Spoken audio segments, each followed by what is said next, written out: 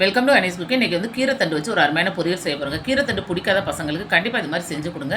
ஏன்னா நம்ம கீரைத்தண்டு வந்து குழம்புல போட்டால் கண்டிப்பாக பசங்க விரும்பி சாப்பிட மாட்டேங்கிறாங்க. அதுக்காக நம்ம வந்து பிஞ்சு தண்டாக இருக்குது இல்லையா, அது இது மாதிரி நறுக்கிட்டு இது கூட வந்து நான் வந்து முருங்கை விதை இருக்கு இல்லையா, கொஞ்சம் முத்தின விதையாக இருந்தால் தூக்கி போட்டுருவோம்ல காயை, அதை வந்து நான் விதையை எடுத்து இது கூட ஆட் பண்ணி இதே நல்லா வேக வச்சு இதுக்கு தேவையான அளவு கரெக்டான தண்ணி ஊற்றி அது வந்து தண்ணி வடிக்காத அளவுக்கு கொஞ்சமாக உப்பு போட்டு இந்த மாதிரி வேக வச்சு எடுத்துக்கோங்க. முருங்கை விதை வந்து ரொம்ப டேஸ்ட்டு சூப்பராக இருக்குங்க. நீங்கள் நிறைய விதை இருந்தால் தனியாக கூட இந்த மாதிரி வேக வச்சு பொரிச்சு சாப்பிடுங்க, ரொம்ப நல்லது உடம்புக்கு.